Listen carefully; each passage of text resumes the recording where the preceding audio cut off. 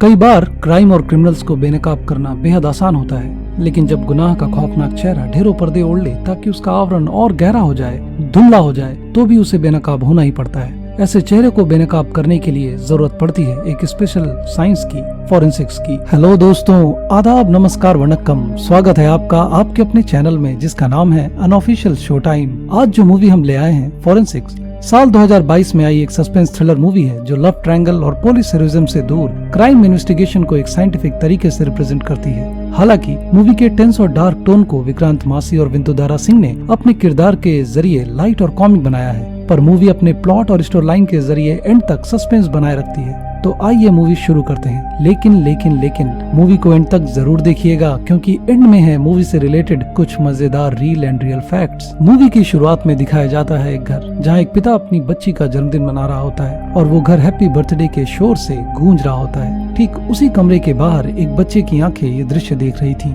आंखें जिनमें ईर्ष्या थी अपनी बहन से और घृणा अपने सगे बाप से। पिता ने भी अपनी नजरों से उसे देख लिया था। उस रात पिता अपने बेटे को बेल्ट से पीटता है, बड़ी बेरहमी से कोसता है उसे, उसकी माँ की मौत का जिम्मेवार ठहराता है। पर इस दर्द के जवाब में वो बच्चा कुछ कहता तक नहीं, पर उसकी आंखों में वो गुस्सा और चेहरे पे नफरत साफ झलक रही थी। फिर उसी काली रात हम बच्चे को देखते हैं चाकू लेकर उस रूम में जाते हुए जहां उसके पिता और बहन सो रहे थे। फिर सीन शिफ्ट होता है काफी समय बाद एक घर जहां अभी अभी एक मर्डर हुआ है। पुलिस और एम्बुलेंस बाहर ही खड़ी है और एंट्री होती है फॉरेंसिक एक्सपर्ट जॉनी खन्ना की, जो अपने काम का माहिर है। वो लाश की फॉरेंसिक जांच करता है और चंद मिनटों में पता लगा लेता है कि इस क्राइम के कॉन्स्पिरेटर का कि वो कौन है, और बाहर आकर पुलिस वालों को कहता है कि इसका पति, जो कि इस वक्त हार्ट अटैक आने की बात कर रहा है, जिस पर कोई शक नहीं कर रहा, वही है असली कातिल। जबकि पुलिस इंस्पेक्टर कहता है कि जब इसे खुद कोई हार्ट अटैक आ रहा है और हार्ट में पेसमेकर भी लगा हुआ है, तो ऐसे में किस बिना पर उसे मर्डरर कहा जाए। जॉनी उसे एक्सप्लेन करता है कि वाइफ के डेड बॉडी के टूथ कैविटी को चेक करने पर उसके टूथपेस्ट में नमक यानी सोडियम क्लोराइड नहीं, सोडियम क्लोरोएसिटेट के ट्रेसेस मिले हैं, जो एक तरह का जहर है। और पति के हार्ट में लगे आईसीडी चिप से ये पता किया जा सकता है कि 2 घंटे पहले वो सोया हुआ था या कि एक्टिव था, और इस तरह से अपने फॉरेंसिक साइंस से फटाफट केस सॉल्व कर देता है। फिर एक बार सीन चेंज होता है एक चर्च जहां एक प्यारी सी बच्ची जेनी अपने दोस्तों के साथ चर्च के प्रेयर हॉल में अपना बर्थडे सेलिब्रेट कर रही होती है। सारे क्वायर में सिंगिंग कर रहे होते हैं। वहाँ एक लड़की आकर अलग से बैठ जाती है, उसे जेनी लाकर बर्थडे केक और चॉकलेट भी देती है। अगली सुबह हम मेघा शर्मा नाम की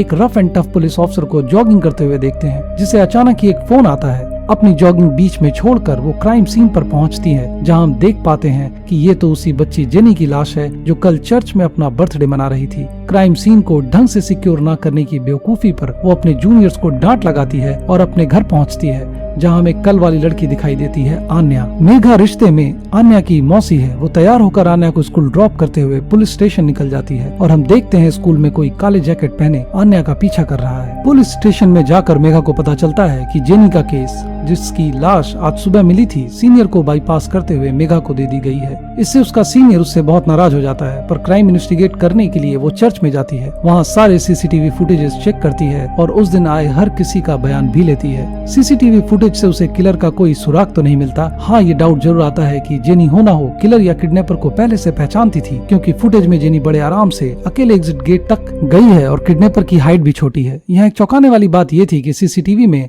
आन्या भी चर्च में दिखती है, जिसके लिए वो उसका बयान भी लेती है और उसे डांट भी लगाती है। एग्जिट के बाहर का कैमरा खराब होने की वजह से आगे का कुछ भी पता नहीं चल पाता। मेघा को रास्ते में जॉनी खन्ना आता हुआ दिखाई देता है, जो इसी केस के सिलसिले में फॉरेंसिक एक्सपर्ट अपॉइंट किया गया था एसएचओ के स्पेशल डिमांड पर। जॉनी रिश्ते में आन्या का चाचा लगता था और मेघा के साथ रिलेशनशिप में था, पर उनके बीच ब्रेकअप हो गया था। वो जॉनी से सीधे मुंह बात तक नहीं करती और उसे पुलिस स्टेशन से अपॉइंटमेंट लेटर खुद ही कलेक्ट करने का बोलती है। जॉनी अपने घर जा पहुंचता है, जहां हमें वो ब्लैक जैकेट वाला आदमी भी दिखाई देता है। ये जॉनी का बड़ा भाई है अभय, और आन्या का पिता भी। घर पे उसकी एक फोटो होती है जिसमें उसकी बीवी थी, बेटी आन्या थी और आन्या की एक और बहन भी होती है। ऑफिस पहुंचकर जॉनी पुलिस एविडेंस की फिर से जांच करता है। जेनी के फ्रॉक पर लगे खून के धब्बे और खरोंच के निशान, क्राइम सीन पे मिले ब्लड स्पॉट और बार्ब वायर पर ब्लड स्पिल जेनी की बेरहम मौत की दास्तान बता रहे थे। जेनी के बॉडी पे मिले चाकू के निशान और पैटर्न से वो बता पाता है कि किलर लेफ्ट हैंडेड है। चर्च के बैकयार्ड में पेड़ों पर जेनी के नाखून के खरोंच थे और रास्ते में फ्रॉक के ट्रेसेस। फिर वॉल्स पे मिले फिंगरप्रिंट, दूर एक टनल की ओर इशारा कर रहे थे जो जंगलों में जाकर ओपन होता है। यहाँ तक की कहानी तो साफ थी, पर आगे जंगल है जिसका कोई और छोर नहीं। लेकिन टनल की हाइट और सीसीटीवी फुटेज के एविडेंस से ये तो कंफर्म है कि क्राइम का डायरेक्ट संबंध किसी कम हाइट वाले या किसी बच्चे से था। जेनी के गले पर जो खरोंच है वो मौत के बाद के हैं, यानी जब किलर जेनी की बॉडी को वॉल पर फेंकने की कोशिश कर रहा था तब बार्ब वायर की वजह से वो चोट लगे हैं। इन सबूतों के बिना पर वो शहर में एक बौने आदमी चार्ली को ढूंढते हैं जो बर्थडे या शादी ऑर्गेनाइज करने का काम करता है और उस दिन वहाँ भी प्रेजेंट था। बहुत मशक्कत के बाद वो उसे पकड़ पाते हैं। इसके बाद मेघा आन्या को उसके थेरेपिस्ट और साइकेट्रिस्ट डॉक्टर रंजना के पास से लाने जाती है, जहाँ वो एक बूढ़े आदमी को भी नोटिस करती है। पूछने पर रंजना उसे बताती है कि वो उसके फादर तो नहीं पर फादर जैसे ही हैं, जिन्हें ब्लड कैंसर है। इधर चार्ली पिंटो से पूछताछ में मेघा को कुछ भी पता नहीं चलता, पर थाना एसएचओ मेघा को चार्ली के खिलाफ ही चार्ज शीट फाइल करने को कहते हैं क्योंकि ऊपर से प्रेशर है। पर सॉलिड एविडेंस ना होने की वजह से वो आई विटनेस जस्सी पहाड़ी को खोज निकालने का वक्त मानती है। इस दौरान कहानी थोड़ी पीछे जाती है जब हम देख पाते हैं कि आन्या, उसके पिता अभय, माँ और एक जुड़वा बहन आध्या। हमेशा से ही आन्या को ऐसा लगता था कि उसके पिता अभय आध्या को ज्यादा प्यार करते हैं। ओवरऑल ये एक हैप्पी फैमिली थी, लेकिन समय को कुछ और ही मंजूर था। एक दिन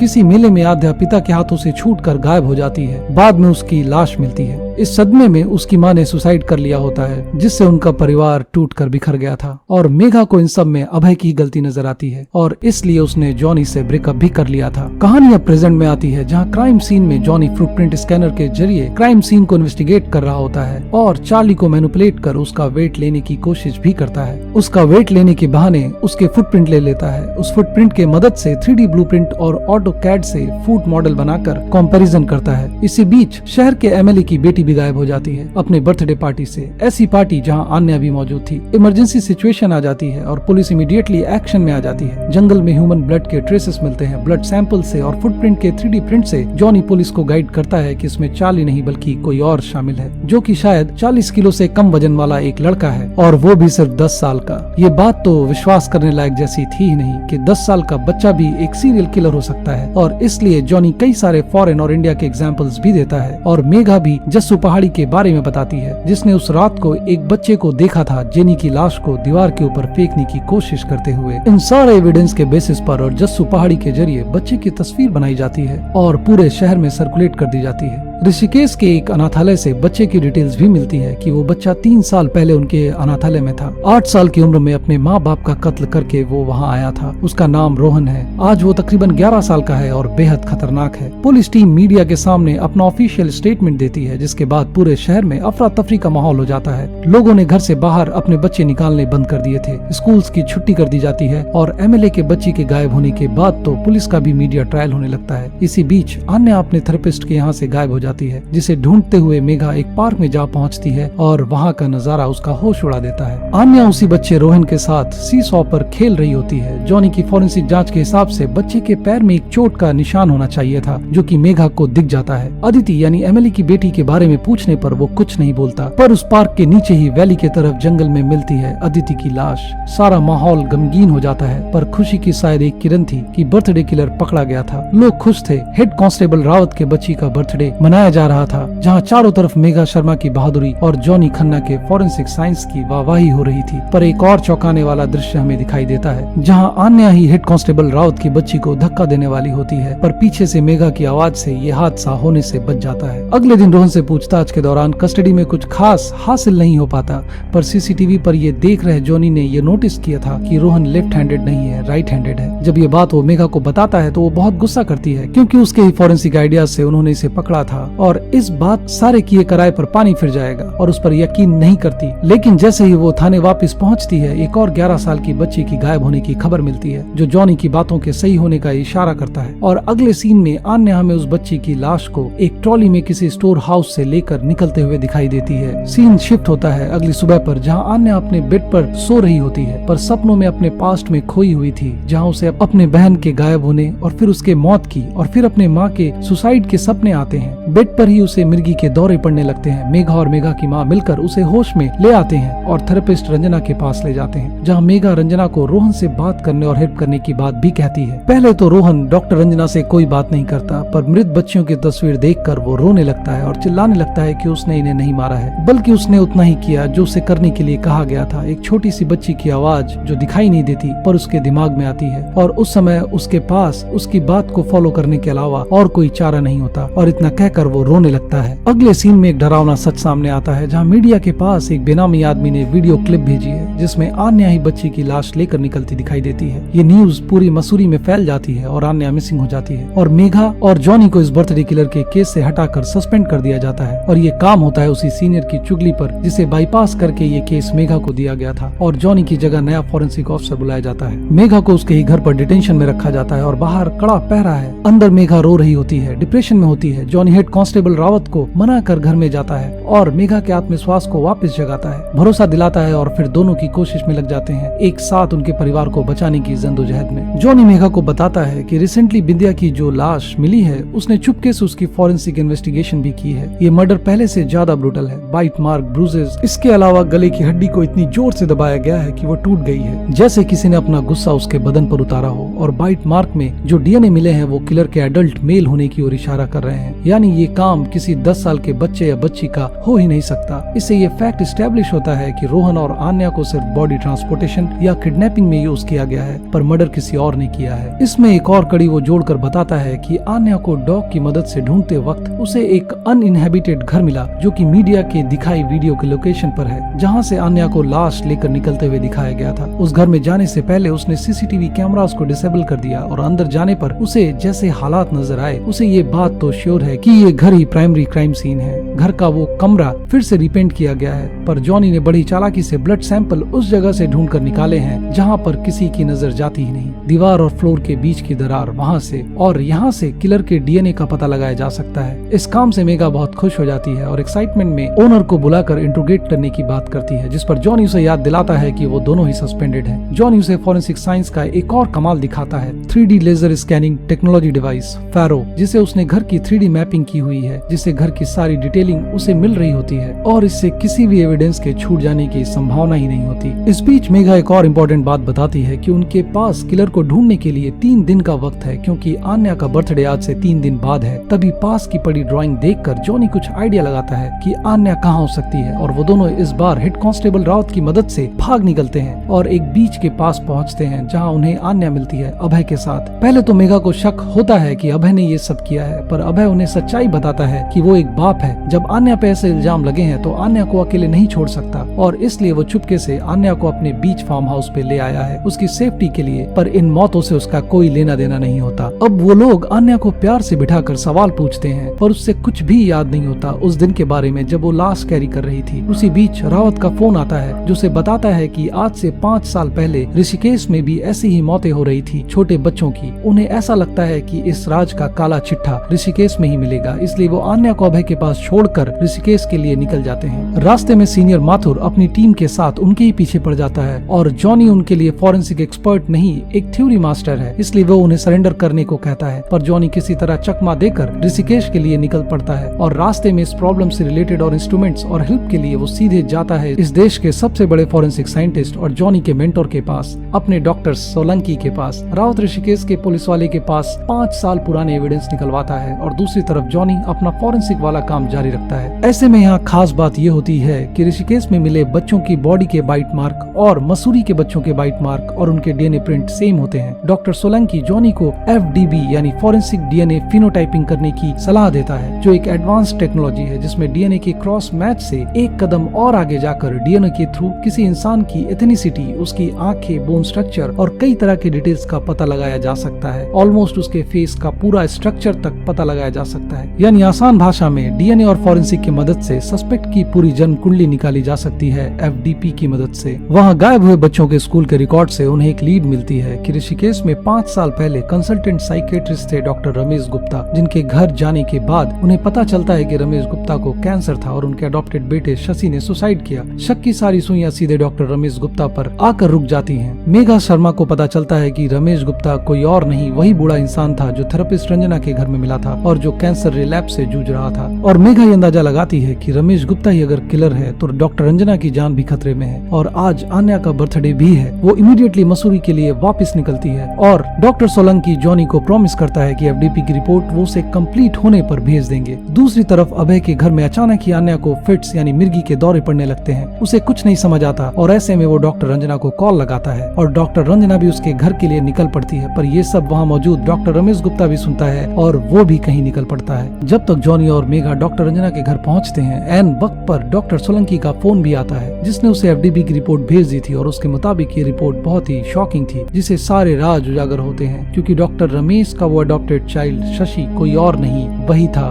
डॉक्टर रंजना। ये वही बच्चा था जिसे हमने मूवी के सबसे पहले सीन में अपने पिता के हाथों पिटते और फिर अपने परिवार का कत्ल करते हुए देखा था। उसे जुवेनाइल सेंटर से अडॉप्ट करके अपने बच्चे की तरह पाला था डॉक्टर रमेश ने। अच्छे केयर से अपनेपन से सब कुछ ठीक चल रहा था। शशि भी पढ़ लिख कर अपने डैड की तरह एक साइकेट्रिस्ट बनना चाहता था। उसने अपने डैड से हिप्नोटिज्म भी सीखा था जिससे वो माइंड कंट्रोल कर सकता था, पर होनी को कुछ और ही मंजूर था। डॉक्टर रमेश को कैंसर डिटेक्ट होता है जिससे शशि को एक बार फिर अपने ट्रॉमा में जाना पड़ता है और उस दिन उसके अंदर का छुपा शैतान फिर से बाहर निकलता है और उसने फिर से अनजान बच्चों को मारना शुरू कर दिया था। डॉक्टर रमेश ने उसे ये सब बंद करने को कहा पर वो नहीं मानता। उसका विश्वास है कि वो अगर ऐसे ही मौत जारी रखेगा तो उसके बाबा जीते रहेंगे। ये सिलसिला उसने पहले ऋषिकेश में शुरू किया, फिर सेक्स चेंज प्रोसीड्यूर से गुजरकर मसूरी आ गया और डॉक्टर रंजना के नाम से मासूम बच्चियों को और बच्चों को अपना शिकार बनाता रहा। यहाँ तक कि आन्या की बहन आद्या की मौत भी शशि ने ही अपने हाथों लिखी थी। ये सारी सच्चाई जानकर वो आन्या के पास जाने को भागते हैं पर वहाँ इंस्पेक्टर माथुर आ जाता है और उन्हें अरेस्ट करने लगता है। दूसरी तरफ डॉक्टर रंजना उर्फ शशि अपनी मंजिल पे आ गई थी। अभय को घायल कर वो आन्या के पास आ जाती है और उसे हिप्नोटाइज करके चल पड़ती है। किडनैप करके उसे अपने साथ ले जाती है और बैकग्राउंड में उसने आज तक जितने भी मासूम बच्चों को अपना शिकार बनाया था, जेनी, अदिति, बिंदिया, रोहन, सारे दिखाए जाते हैं और आन्या भी चुपचाप उसके पीछे चल पड़ती है। दूसरी तरफ जब माथुर जॉनी और मेघा को गाड़ी में लेकर पुलिस स्टेशन जा रहा होता है तो अभय का कॉल आता है जिसमें वो डॉक्टर रंजना के ही किडनैपर होने की बात बताता है और तब वो सारे उस घर की तरफ चल पड़ते हैं जहाँ जॉनी ने फेरो वाला स्कैनर लगाया था जो प्राइमरी क्राइम सीन भी था, जहाँ रंजना आन्या के लिए बर्थडे केक काटने वाली थी और केक कटिंग के बाद बारी थी आन्या की। पर एन मौके पर मेघा और जॉनी आ जाते हैं। मेघा का सीधा मुकाबला होता है रंजना के साथ और जॉनी आन्या को खोजने लगता है। रंजना मेघा पर हावी होने ही वाली होती है पर तब तक आन्या को वहाँ लेकर जॉनी आ जाता है और गन से शॉट कर रंजना उर्फ शशि को मौत के घाट उतारता है। इस तरह से कहानी एक हैप्पी एंडिंग के साथ खत्म होती है जब अभय को अपनी बेटी आन्या का साथ मिल जाता है और जॉनी और मेघा बीच वेकेशन में साथ दिखाई देते हैं। पर उनकी खुशी को वापस नजर लग जाती है जब एक फोन आता है कि गोवा में सीरीज ऑफ मर्डर्स हुए हैं और उन्हें इन्वेस्टिगेशन के लिए अपॉइंट किया जा रहा है। तो दोस्तों अब बारी है मूवी से रिलेटेड मजेदार रील एंड रियल फैक्ट्स की। उससे पहले अगर अब तक आपने चैनल को सब्सक्राइब नहीं किया है तो please subscribe to unofficial show time